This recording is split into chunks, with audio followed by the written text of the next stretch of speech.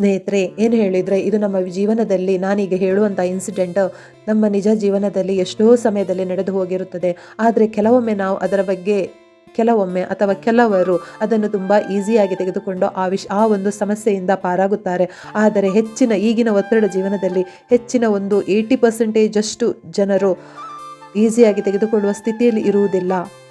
ಏನು ಅಂತ ಹೇಳಿದರೆ, ಯಾರಾದರೂ ನಮಗೆ ಒಂದು ಕೆಟ್ಟ ಮಾತು ಆಡಿದರೆ ಅದು ನಮ್ಮ ಮನಸ್ಸಿನ ಮೇಲೆ ಬೀಳುವಂತಹ ಪರಿಣಾಮ. ಆ ಮಾತು ಚಿಕ್ಕದೇ ಆಗಿರ್ಬೋದು ಸ್ನೇಹಿತರೆ, ಆದರೆ ಅದು ನಮ್ಮ ಮನಸ್ಸನ್ನು ಮೆಲ್ಲನೆ ಕೊರೆಯುತ್ತಾ ಹೋಗುತ್ತದೆ.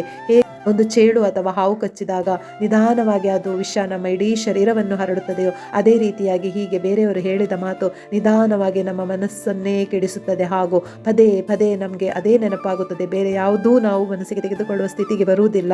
ಈ ಸಂದರ್ಭದಿಂದ ನಮ್ಮನ್ನು ನಾವು ಹೇಗೆ ಪಾರು ಮಾಡಿಕೊಳ್ಳುವುದು ಅಥವಾ ನಮಗೆ ನಾವು ಹೇಗೆ ಶಾಂತಗೊಳಿಸುವುದು?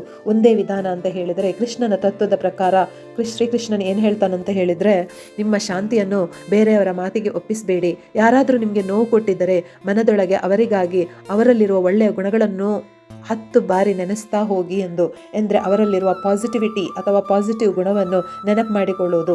ಒಬ್ಬ ಮನುಷ್ಯನಲ್ಲಿ ನಕಾರಾತ್ಮಕ ಗುಣವೂ ಇರುತ್ತದೆ ಅಥವಾ ನೆಗೆಟಿವ್ ಪಾಯಿಂಟು ಇರುತ್ತದೆ ಮತ್ತು ಪಾಸಿಟಿವ್ ಸಕಾರಾತ್ಮಕ ಭಾವನೆಯೂ ಇರುತ್ತದೆ. ಸೊ ನಾವು ಇಂಥ ಸಂದರ್ಭಗಳಲ್ಲಿ ಅವರಲ್ಲಿರುವ ನಕಾರಾತ್ಮಕ ಅಥವಾ ನೆಗೆಟಿವ್ ಪಾಯಿಂಟನ್ನು ಬಿಟ್ಟು ಆದಷ್ಟು ಅವರಲ್ಲಿರುವ ಒಳ್ಳೆಯ ಮಾತುಗಳು, ಒಳ್ಳೆಯ ಗುಣಗಳನ್ನು ನೆನಪಿಸಿಕೊಳ್ಳಬೇಕಾಗುತ್ತದೆ.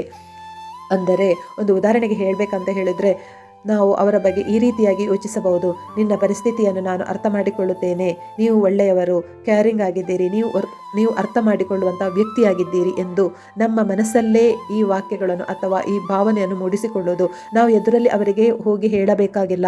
ನಮ್ಮನ್ನು ನಾವು ಶಾಂತಗೊಳಿಸಲು ಅವರಲ್ಲಿರುವ ಈ ಭಾವನೆಯನ್ನು ಅಥವಾ ಈ ಗುಣಗಳನ್ನು ನಮಗೆ ನಾವೇ 10 ಸಲ, ಮಿನಿಮಮ್ 10 ಸಲ ಹೇಳುತ್ತಾ ಹೋಗುವುದರಿಂದ ಏನಾಗ್ತದೆ, ನಮ್ಮ ಮನಸ್ಸು ನಿಧಾನವಾಗಿ ಮೊದಲಿನ ಸ್ಥಿತಿಗೆ ಬರುತ್ತದೆ. ನಿಧಾನವಾಗಿ ಅದು ಶಾಂತವಾಗುತ್ತದೆ.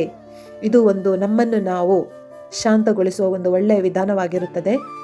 ಸೊ ಈ ವಿಧಾನವನ್ನು ಎಲ್ಲರೂ ಅಳವಡಿಸಿಕೊಳ್ಳಿ. ಇಲ್ಲದಿದ್ದಲ್ಲಿ ಸ್ಥಿತಿಯು ಮುಂದೆ ಉಲ್ಬಣವಾಗುವಂತಹ ಸಾಧ್ಯತೆ ಇದೆ. ಇದರಿಂದ ನಮ್ಮ ಮನಸ್ಸನ್ನು ಮಾತ್ರವಲ್ಲ, ನಮ್ಮ ಪರಿವಾರದವರ ಮನಸ್ಥಿತಿಯನ್ನೂ ನಾವು ಹಾಳು ಮಾಡುತ್ತೇವೆ. ಇದು ಅವರ ಮೇಲೂ ಪರಿಣಾಮ ಬೀರುತ್ತದೆ.